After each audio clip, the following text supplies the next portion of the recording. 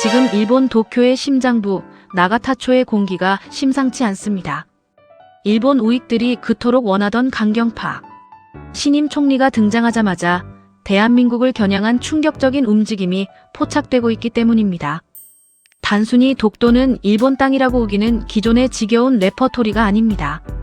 불법 점거자를 무력으로라도 몰아내겠다. 이것은 단순한 망언을 넘어선 사실상의 선전포고나 다름없는 일촉즉발의 상황입니다.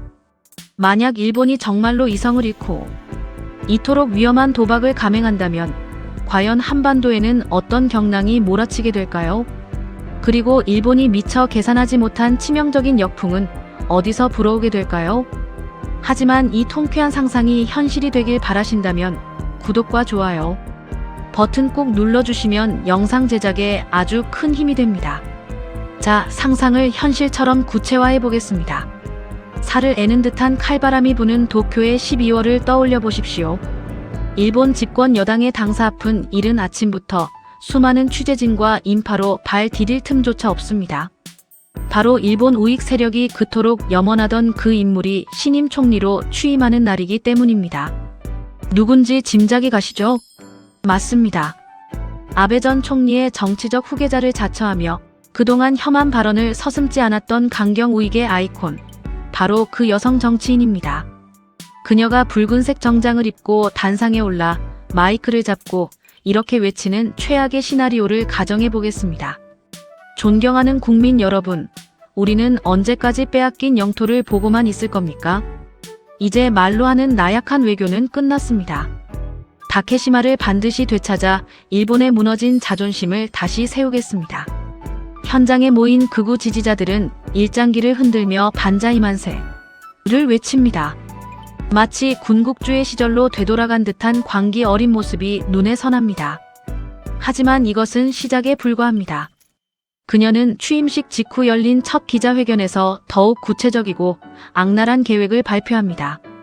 한 기자가 손을 들고 묻습니다. 총리님, 한국과의 관계 파탄이 우려되지 않습니까? 그러자 그녀는 특유의 싸늘한 미소를 지으며 이렇게 대답하는 겁니다. 한국의 기분 따위는 중요하지 않습니다. 중요한 건 우리가 실력 행사를 할 준비가 되었다는 겁니다.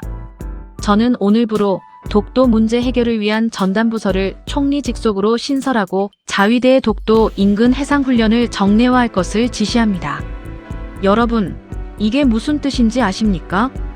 지금까지 일본 외무성이 나서서 유감이다, 항의한다 정도의 말장난만 늘어놓았다면 이제는 총리가 직접 나서서 군사적 위협까지 불사하겠다는 뜻입니다.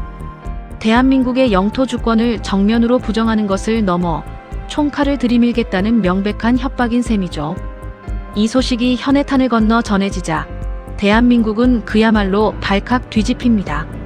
광화문 광장에는 시민들이 쏟아져 나오고 일본 대사관 앞은 분노의 함성으로 가득 찹니다.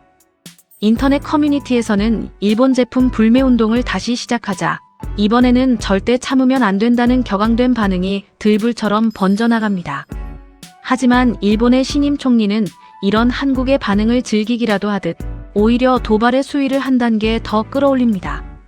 말로만 하는 도발로는 성에 차지 않았던 걸까요?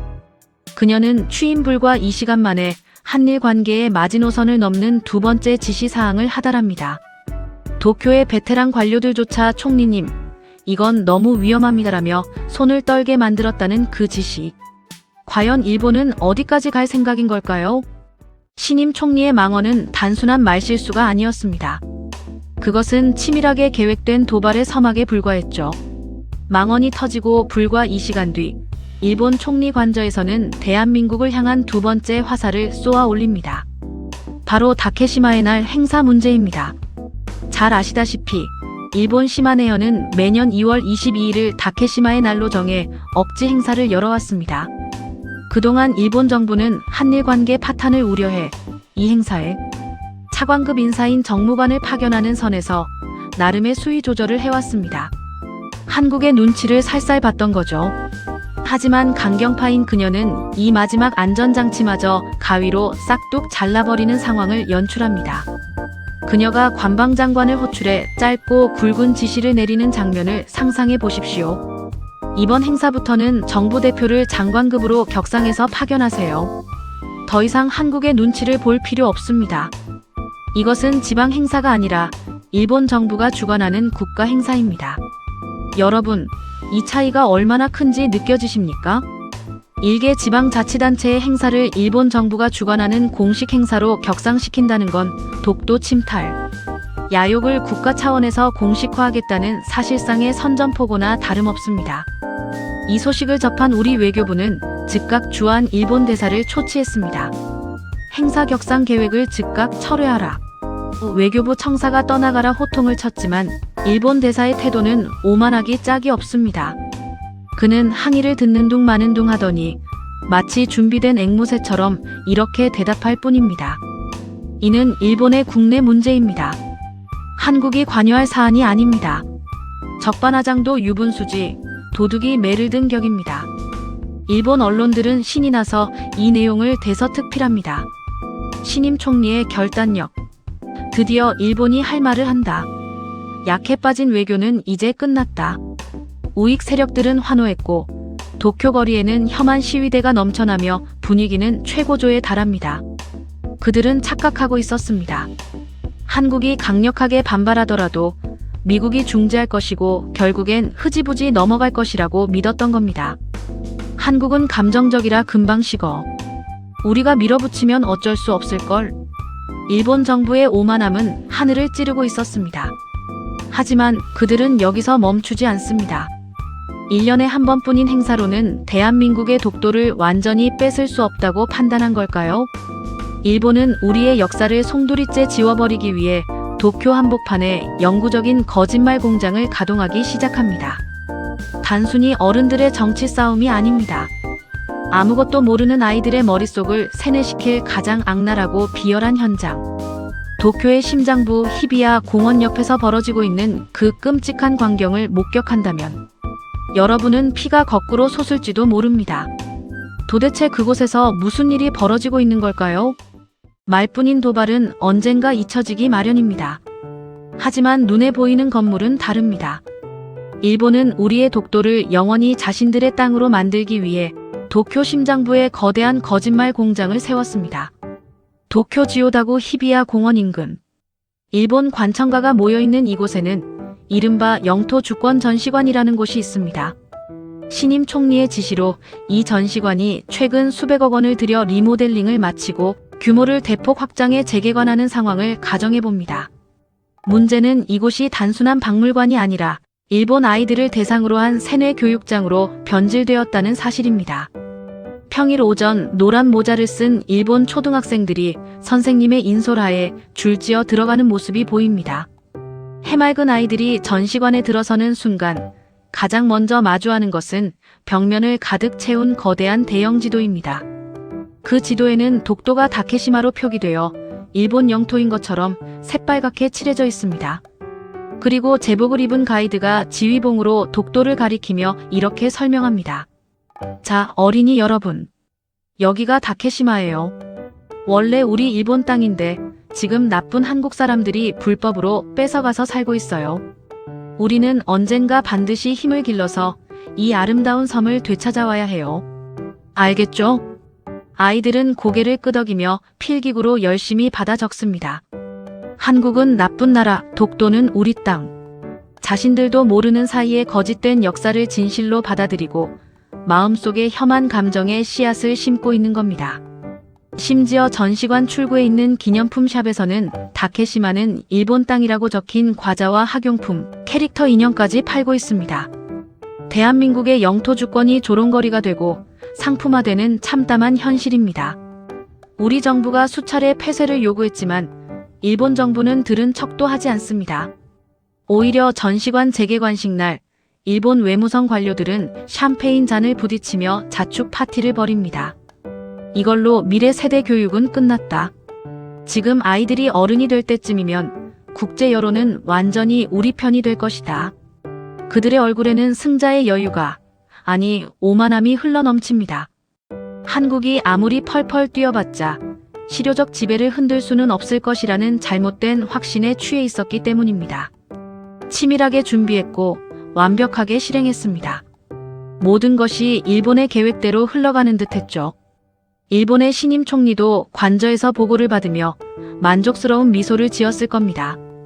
하지만 그들은 치명적인 실수를 하나 저질렀습니다. 자신들의 이 거만한 잔치가 동북아시아의 또 다른 거인의 심기를 아주 거슬리게 했다는 사실을 몰랐던 겁니다. 일본이 승리에 취해 샴페인을 마시던 바로 그 시각, 바다 건너 베이징의 외교부 청사에서는 일본을 향해 조준된 거대한 외교 미사일의 발사 버튼이 막 눌리고 있었습니다. 단 한 장의 문서가 도쿄로 날아가는 순간 일본의 축제는 지옥으로 변하게 됩니다. 자, 일본 외무성 내부로 들어가 볼까요? 신임 총리의 거사가 성공한 직후 도쿄 외무성 4층의 분위기를 상상해 봅니다. 그야말로 축제판이 따로 없습니다. 한국 정부가 예상대로 강력히 항의했지만 일본 관료들은 따뜻한 녹차를 마시며 여유롭게 콧노래를 부르고 있을 겁니다. 한국 외교부 반응 봤어? 역시나 예상대로군. 유감 표명만 하다가 끝나겠지. 늘 있는 연례 행사 아니겠어? 그들은 한국의 분노를 약자의 비명 정도로 치부합니다. 미국이라는 뒷배가 있는 한 한국이 독자적으로 할 수 있는 건 없다는 오만한 계산이 깔려있기 때문입니다. 이제 시간은 우리 편이다. 그들의 오후는 그렇게 승리에 취해 평화롭게 흘러가는 듯합니다. 하지만 그 달콤한 착각이 깨지는 데는 정확히 10분도 걸리지 않습니다. 삐삐삐. 갑자기 아시아 대양주국 사무실에 요란한 긴급 경보음이 울리기 시작합니다. 베이징 주재 일본 대사관에서 보낸 긴급 타전입니다. 평소라면 이메일로 올 보고가 최고 등급의 암호 팩스로 들어온 상황. 팩스를 받아든 실무자의 손이 부들부들 떨리기 시작합니다. 얼굴은 순식간에 흑빛으로 변해버리죠. 상급자가 짜증 섞인 목소리로 묻습니다. 뭐야? 한국에서 또 시위라도 한대? 하지만 돌아온 대답은 상상조차 못한 것이었습니다. 국장님, 한국이 아닙니다. 중국입니다. 지금 베이징 분위기가 심상치 않습니다. 뭐? 중국? 걔네가 왜? 상급자가 팩스 용지를 낚아채듯 받아듭니다. 그 종이에는 일본 관료들의 눈을 의심케 할 믿을 수 없는 내용이 적혀 있습니다. 긴급 속보 중국 외교부, 정례 브리핑 안건 긴급 변경. 일본의 독도 조치에 대한 이례적 성명 발표 예고. 일본 외무성은 순식간에 얼어붙습니다. 지난 11년 동안 독도 문제에 침묵했던 중국이 하필 지금 등판하겠다는 겁니다. 베이징에서 날아온 그 문서 한 장. 그것은 일본이 쌓아올린 공든 탑을 단 1초 만에 박살낼 사형 선고나 다름없습니다. 과연 그 팩스에는 어떤 충격적인 내용이 담겨 있었을까요? 그 시각 베이징 외교부 브리핑룸. 전 세계 특파원들이 모인 이곳에는 시작 전부터 팽팽한 긴장감이 감돕니다. 일본 외무성으로 긴급 타전이 날아간 지 불과 10분 뒤 우리에게도 익숙한 그 대변인이 단상에 오릅니다. 평소 포커페이스로 유명한 그녀지만 오늘만은 눈빛이 다릅니다. 마치 사냥감을 노리는 매처럼 매섭습니다. 한 외신 기자가 손을 들고 묻습니다. 일본의 독도 도발과 전시관 확장에 대해 어떻게 생각하십니까? 통역이 끝나기도 전에 중국 대변인은 기다렸다는 듯 입을 엽니다.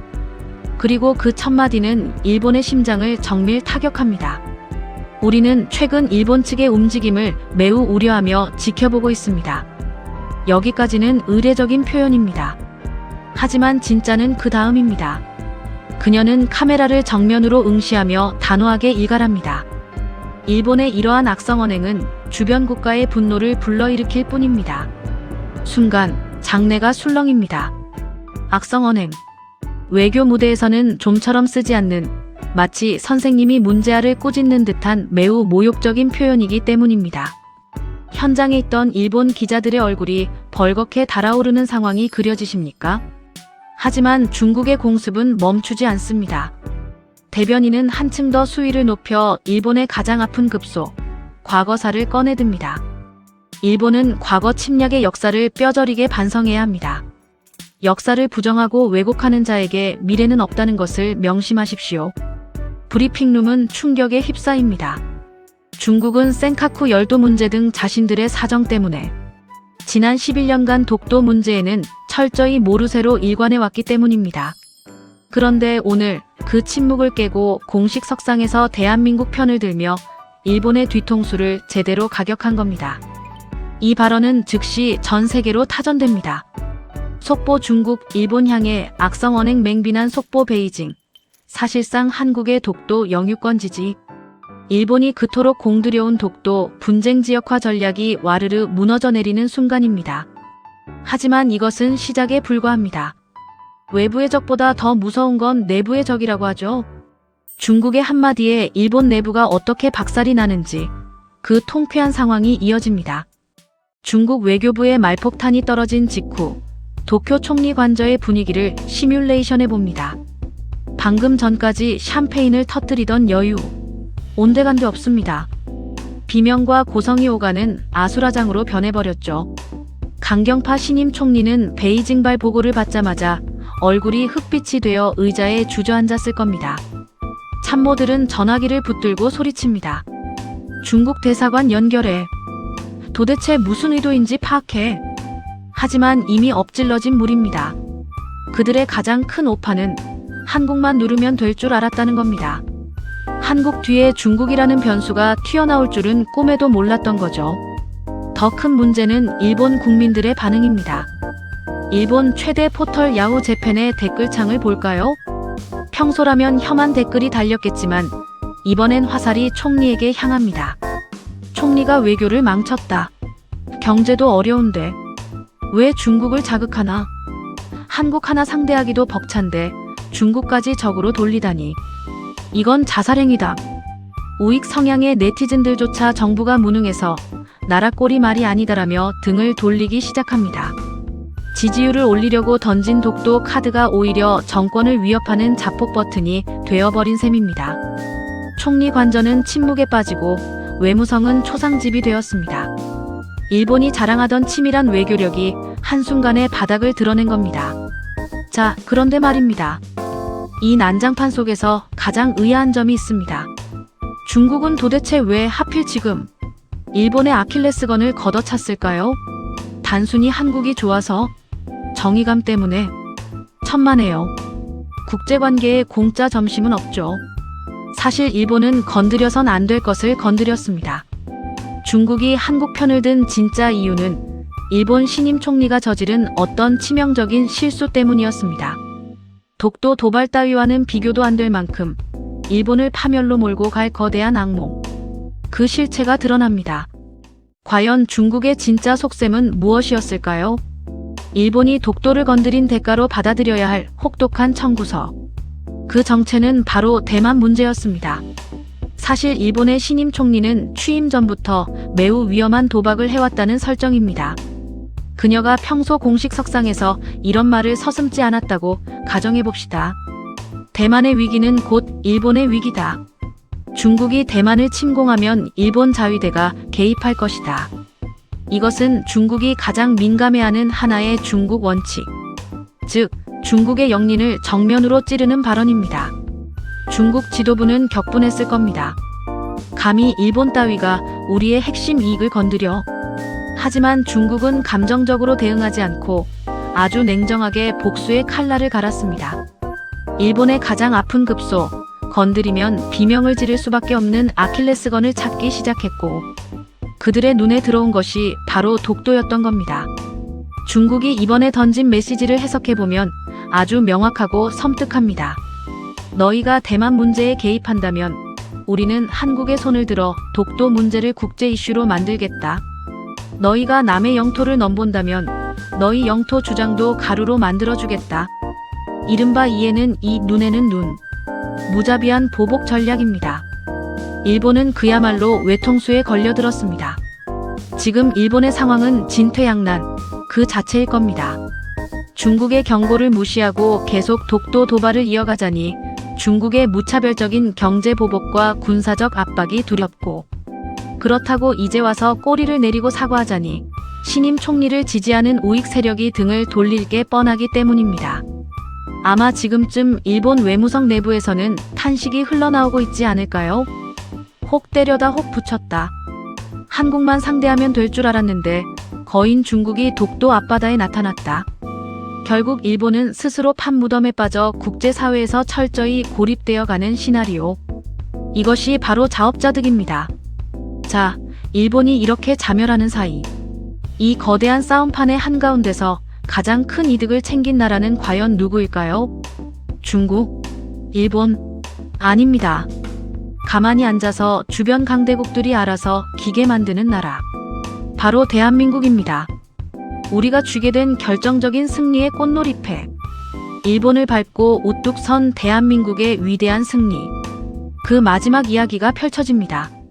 이번 독도 사태 시뮬레이션의 진정한 승리자는 누구일까요? 일본은 명분을 잃고 고립되었고 중국은 일본과 척을 지게 되었습니다. 두 강대국이 으르렁거리는 사이 가장 실속을 챙긴 나라는 바로 대한민국입니다. 우리는 이번 사태를 통해 손 하나 까딱하지 않고 일본의 도발을 무력화시키는 꽃놀이패를 쥐게 되었습니다. 이것이야말로 오랑캐로 오랑캐를 제압한다는 이의제이의 묘수가 현실이 된 셈이죠. 과거에는 고래 싸움에 등 터지는 새우 신세였을지 모릅니다. 하지만 지금은 다릅니다. 대한민국의 국격과 위상이 이제는 주변 강대국들의 판도를 뒤흔들 만큼 강력해졌다는 것을 이 가상의 상황들이 증명하고 있습니다. 마지막으로 일본의 극우 세력들에게 우리의 목소리를 대신해 엄중히 경고해봅니다. 당신들이 도쿄 한복판에 수백억을 들여 전시관을 짓고 교과서를 왜곡하며 아이들을 세뇌해도 바뀌는 것은 아무것도 없습니다. 거짓은 결코 참을 이길 수 없고 어둠은 빛을 이길 수 없기 때문입니다. 일본이 과거의 망령에 사로잡혀 억지를 부리면 부릴수록 국제사회에서 그들이 설 자리는 점점 좁아질 뿐입니다. 역사의 진실은 화려한 전시관 조명 아래 있는 것이 아닙니다. 거친 파도를 견디며 동해를 지키고 있는 독도의 바위 하나하나에, 그리고 우리 5천만 국민의 뜨거운 가슴 속에 살아 숨쉬고 있습니다. 비바람이 몰아쳐도 독도는 끄떡없습니다. 왜냐하면 대한민국이 두 눈 부릅뜨고 지키고 있기 때문입니다. 독도는 어제도 오늘도 그리고 영원히 자랑스러운 대한민국의 영토입니다. 오늘의 감동 캡슐은 여기까지입니다. 가상 시나리오였지만 여러분의 가슴이 조금은 시원해지셨기를 바랍니다. 지금까지 시청해주셔서 감사합니다.